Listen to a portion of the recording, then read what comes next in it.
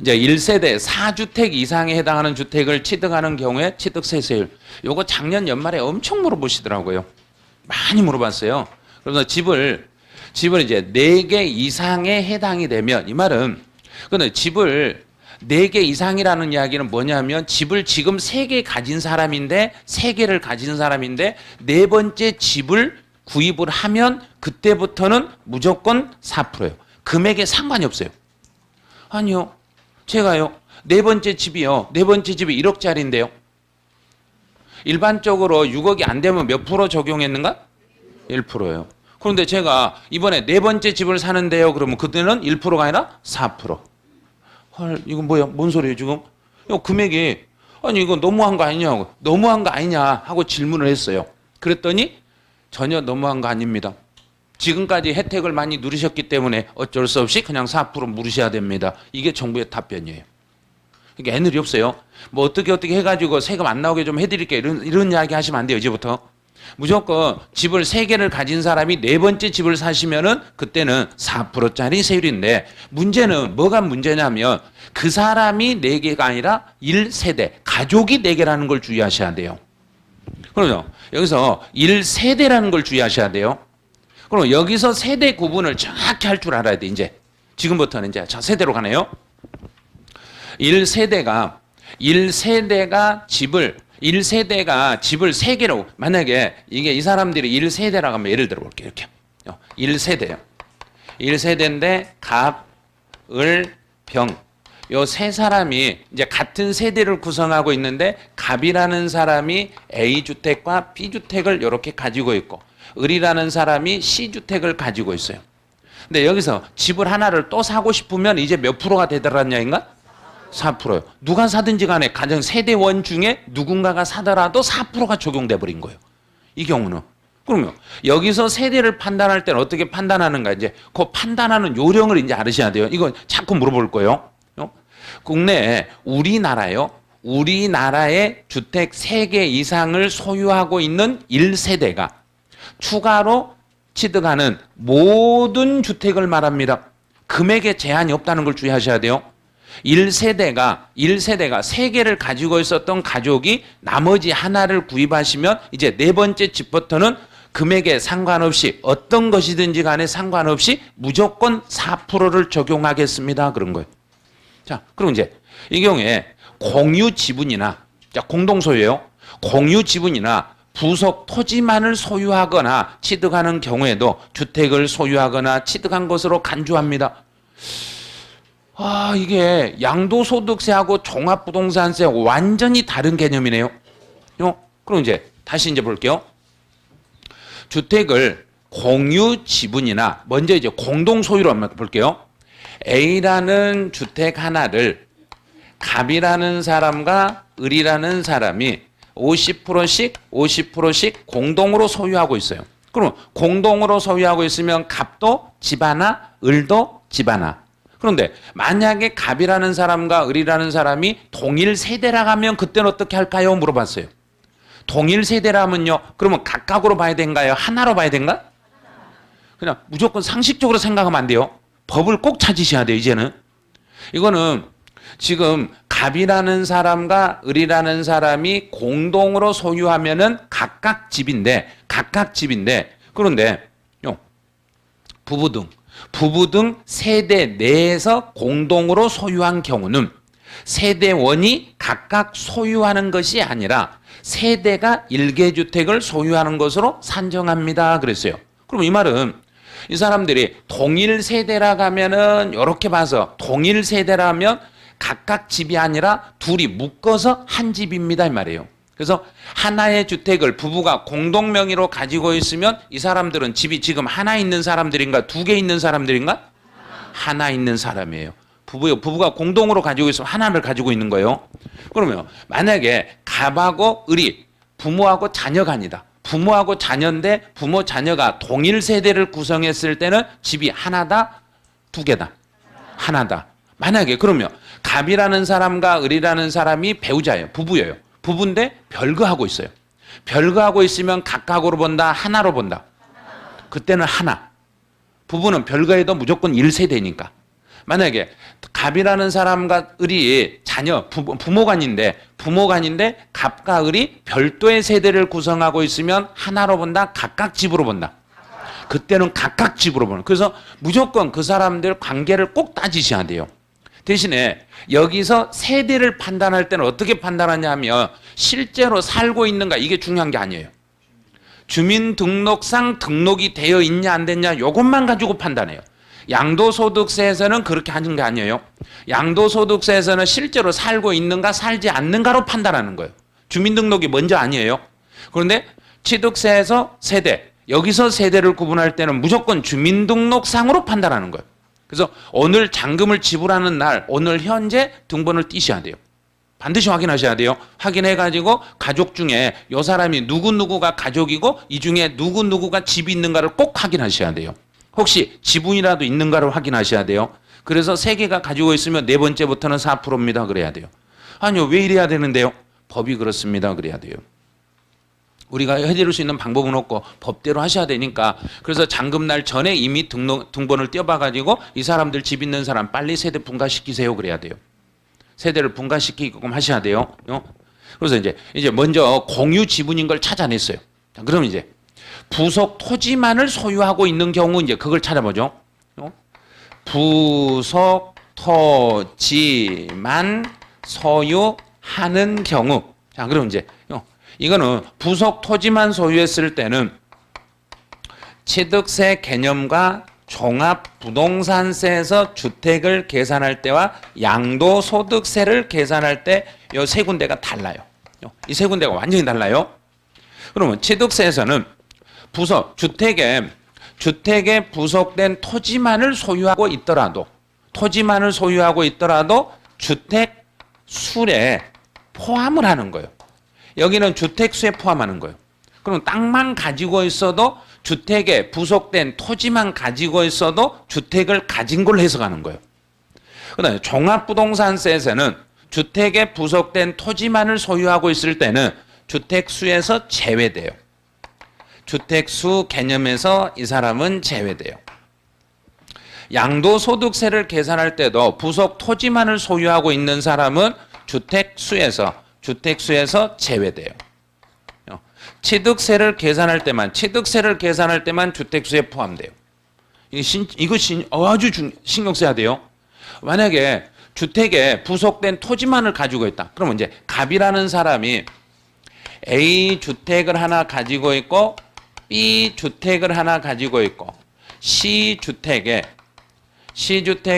부속 토지를 소유하고 있다. 자, 갑이라는 사람은 A 주택 하나, B 주택 하나, C 주택에 부속 토지를 가지고 있으며 이 사람은 집이 몇 개로 해석하라는 이야기인가? 세 개예요.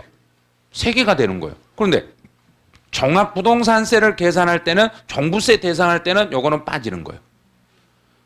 양도소득세 계산할 때도 여기는 빠지는 거예요. 그럼 이 사람은 두 개밖에 없는 거예요. 그럼 만약에 양도소득세인데요. 여기서 이렇게 됐다. 그럼 양도소득세에서 갑이라는 사람은 집이 하나 있는 사람인가, 두 개 있는 사람인가? 하나. 취득세에서는 두 개. 종부세에서는 하나. 이걸 상담할 수 있어야 돼요. 이런 게 상담이 되셔야 돼요. 그래서 이렇게 상담을 하시려면 그냥 중개사 사무실에서 손님이 없으면 그냥 앉아서 놀고만 있어야 되는가? 책을 좀 봐야 되는가요? 책을 봐야지요. 손님 없을 때 이런 걸 봐야 되는 거예요. 이런 걸. 그래가지고 이걸 익혀놓으셔야 돼요. 그래야 자꾸 익혀놔야, 그래야 누군가 물어보면 바로 대답을 하실 수 있고 막 이런 거예요. 자, 볼게요. 다시요. 부속 토지만을 소유하는 경우에도 주택을 소유하는 것으로 보겠습니다. 그래요. 주택을 소유한 걸로 보겠습니다. 참 이게 너무 심한 거예요, 지금. 집도 아닌데 왜 내가 집에 밑에 있는 땅만 가지고 있는데 집 있는 걸로 봐가지고 주택수 안에 잡아 넣어버리겠다는 이야기예요. 이런 경우요. 그럼 이제 지금부터는 이제 세대 구분으로 한번 가볼게요. 이제 세대 구분 설명하면 공인중개사 입장은, 의뢰인 손님을 위해서 우리가 대답을 해야 되는가, 정부 입장에서 먼저 대답을 해줘야 되는가? 손님 입장에서 하려네요. 또 세법은 손님 입장에서 하면 안 돼요. 정부 입장에서 하는데 손님들에게 정부 편이 아닌 당신 편이라는 걸 가짜로 알려주셔야 돼요. 그래서 얼굴에 절대 변함없이 가짜를 설명해야 돼요. 그래서 정부 걸 설명하면서도 나는 당신을 위해서 일하고 있습니다. 이 모습을 보여주셔야 돼요. 그래야 되는 거예요. 근데 딱 내가 정부다 생각하고 막 일방적으로 말하면 바로 그냥 거래 성사 안 돼요. 그래서 1세대라는 것은 주택을 취득하는 자와, 그래서 지금 네 번째 집을 취득한 사람과 그 사람과 주민등록법에 따라서 주민등록표에 따라서 함께 기재되어 있는 가족을 말합니다. 같이 살고 있는 가족이 아니라 주민등록상 등재되어 있는 가족만을 1세대라고 합니다. 그래요. 그러면 일단은 주민등록을 같이 해놓으란 야인가 하지 말아란 야인가? 하지 말아라. 그럼 부모를 모시고 살아란 야인가 모시지 말아란 야인가? 절대 모시지 말아란 이야기예요. 모시면 안 돼요. 그래서 일단 부모가 집이 있는 분은 절대 모시면 안 돼요. 아, 집 있으면 모시면 안 된다네요. 왜요? 그랬더니 세금 많이 나와서요. 그러면 돼요. 세금이 너무 많이 나오는데 어떻게 모셔요? 그래요. 못 모셔요. 그래야 돼요. 그런데 동거인은 제외합니다. 동거인은 실제로 우리 가족이 아닌 다른 사람이 우리 주민등록이 있어도 그 사람은 상관없어요. 동거인은 상관없습니다. 그래요. 근데 이제 다만 단서는 있어요. 이제 다만 여기서 설명하는 순간 아마 안 좋은 X라는 이상한 소리를 하실 분이 지금 생길 거예요. 절대 그러시면 안 돼요. 지금 정부 입장이니까 우리는 취득하는 자의 배우자, 자 배우자예요. 또는 미혼인 30세 미만의 직계 비속. 자 앞에가 뭐라고 되어 있는가? 미혼이 누군지 아시죠? 결혼 안 하신 30세 미만의 자녀와 또는 부모. 자 부모예요. 주택을 취득하는 자가 미혼이고 30세 미만인 경우로 한정합니다. 그랬어요. 주택을 취득하는 자가 미혼이고 주택을 취득하는 자가 미혼이고 여기서 부모는요.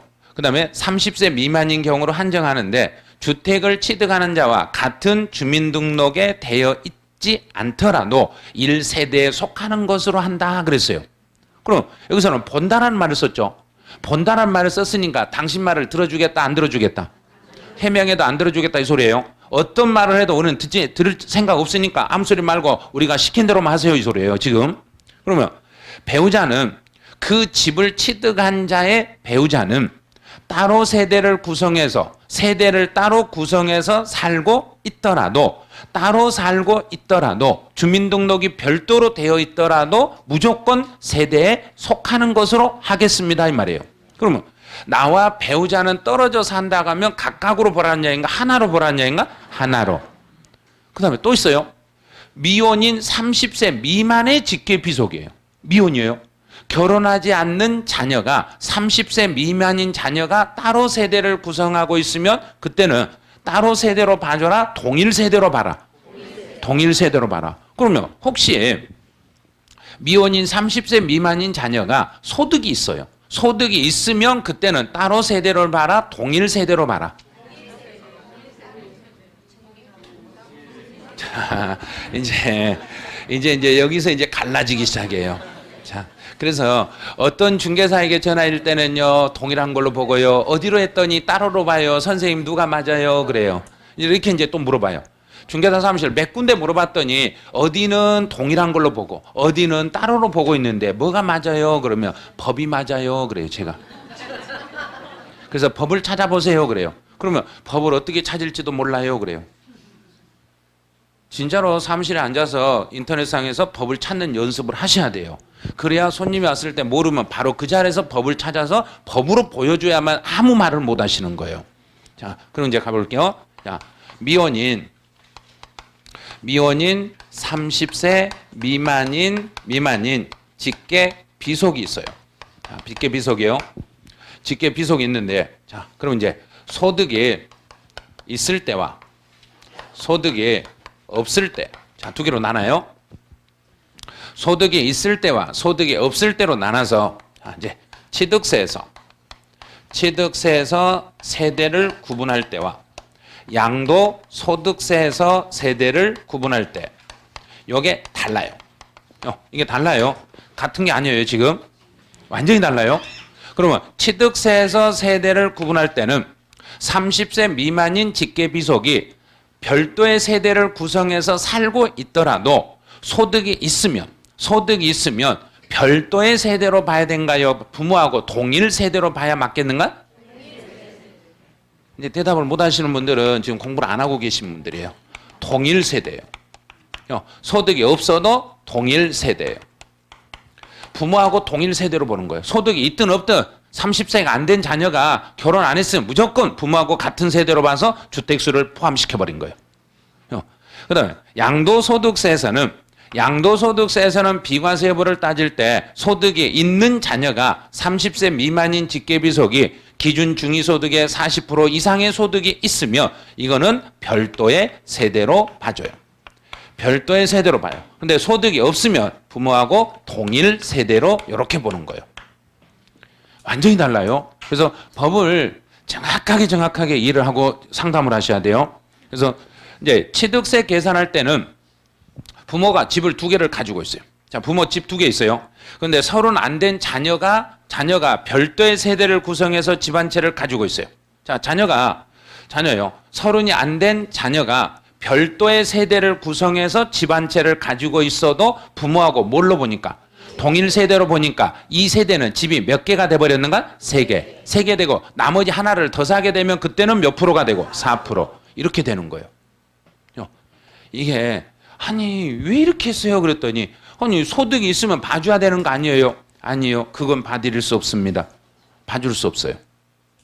그래서 이건 여기서는 세대를 구분할 때 취득세에서는 자녀가 소득이 있든 없든 나이가 몇 세가 넘지 않았으며 서른이 넘지 않았으면 소득이 있어도 부모하고 동일 세대로 봐서 주택수를 판단하게 돼 있어요. 여기에요. 그래서 이게 취득세 좀 엄청 심각하네요 지금요.